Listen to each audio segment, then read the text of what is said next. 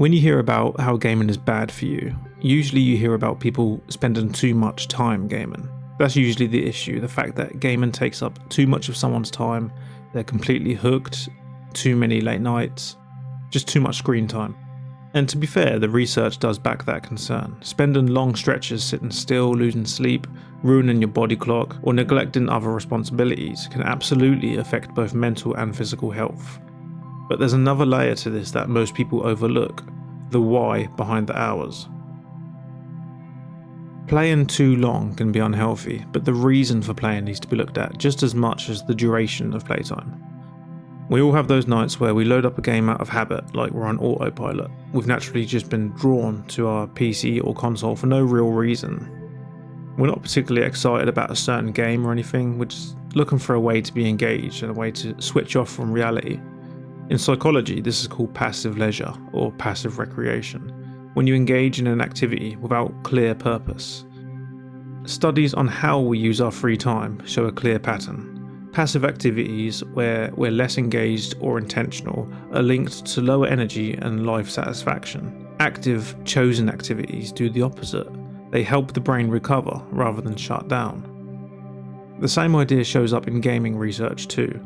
Analysis of player well-being from the University of Oxford found that enjoyment and psychological satisfaction weren't tied to hours played, but to motivation. Players who described gaming as a chosen, enjoyable activity reported better mood and well-being than those who described it as a habit or an escape. So it isn't simply how much you play, not all the time, but it's also how consciously you do it. That small shift in mindset changes the whole experience. When you sit down deliberately and choose a game, the right game for you, depending on how you're feeling and how your day has been, well, your brain treats that as recovery. But when you play just to block something out, you often end up feeling more fatigued afterwards.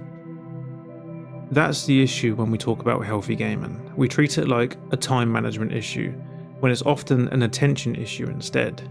Obviously, if you do play for 7 hours a day, every day, then yes, time is probably the issue. But for those of you who do play on a regular basis, within a more reasonable time frame, the goal is to make those hours intentional.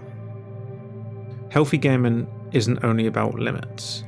That's too short-sighted, there's so much more to it. It's also about awareness, knowing when, why and how you play. If you have no intention, you'll find that even a short gaming session will actually feel draining or demotivating. But when intention is present, gaming keeps you engaged in a much more fulfilling way, and it really does have a way of restoring you.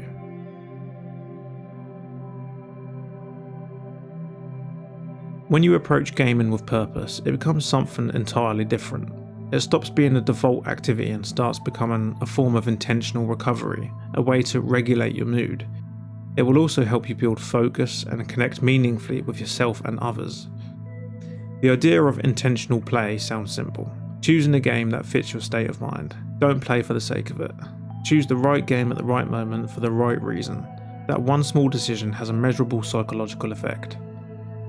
When your choice aligns with your emotional needs, your brain interprets it as balance, as opposed to avoidance. This connects closely to what psychologists call self-determination theory, a framework developed at the University of Rochester. This research shows that well-being depends on 3 core psychological needs: autonomy, competence, and connection. The activities that best support mental health, gaming included, are the ones that meet those needs.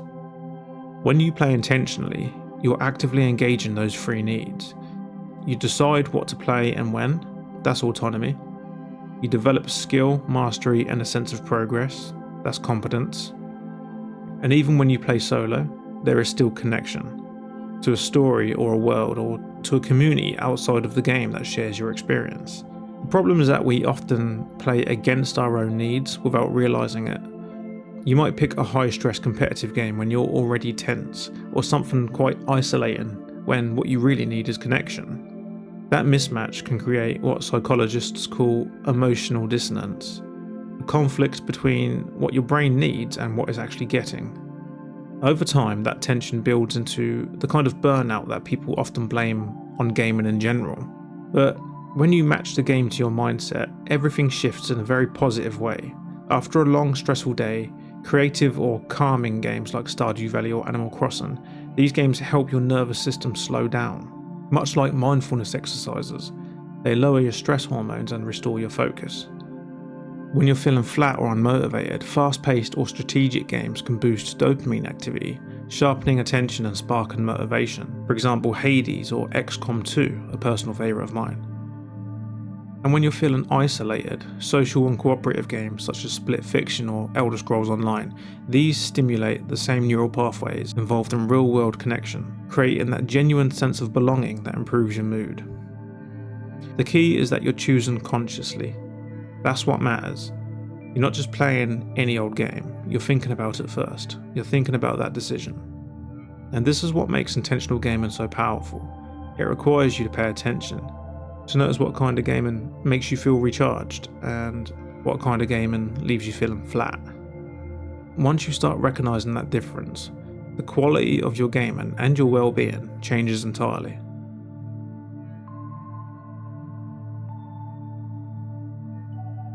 People often assume that balance depends on self-control, but research on habit building shows that the first step isn't restriction, it's awareness. Once you understand why you're playing, the rest becomes so much easier to manage. There is a simple habit that you can build that would make all the difference. Pausing for a few seconds before and after you play. Before you start, just ask yourself, why am I playing right now? Is it to relax? Is it to improve my focus? Is it to feel more connected? Or is it just to avoid thinking about something else? And when you finish with your gaming session, ask yourself, do I feel better or do I feel worse than before? I know it sounds too simple to really matter, but this kind of reflection actually does change how your brain processes habits. Behavioural research shows that short moments of self-awareness interrupts what psychologists call automaticity, the state of acting without conscious thought. When you interrupt that cycle, you give your brain a chance to make a choice instead of following a pattern. Healthy gaming really is about making the right choice rather than just simply setting yourself rules. When you ask those two small questions consistently, you start to recognise patterns in how you play. You notice which games genuinely calm you down and which games leave you restless. You notice when you're playing because you love it and when you're playing just to fill space. That awareness naturally regulates time as well. Once you know what gaming gives you, it's easier to stop when you know you've had enough. It stops being about forcing yourself and becomes about choosing what genuinely just feels right. That's when balance becomes effortless. And there's neuroscience behind this. Reflective thinking activates the prefrontal cortex, the part of the brain responsible for self-regulation and long-term decision-making. Over time, repeated reflection strengthens those circuits, making mindful choices feel automatic. It's the same process used in cognitive behavioural therapy and mindfulness training, creating distance between impulse and action so you can make better decisions. The result, you'll be happy to hear, isn't less gaming, it's just better gaming. When you approach each session with clarity, gaming becomes a conscious part of your life as opposed to an escape, or for some, a bit of a guilty pleasure. You enjoy it more and you carry less guilt afterwards. So that is the surprisingly simple secret. Playing with purpose, not cutting down, not restricting yourself, or setting unnecessary rules. They're not necessarily the best things you can do. Play with purpose. Bring awareness into your gaming and it becomes a healthy, meaningful part of a balanced life. Now, as you may or may not know, I'm not the best at goodbyes, so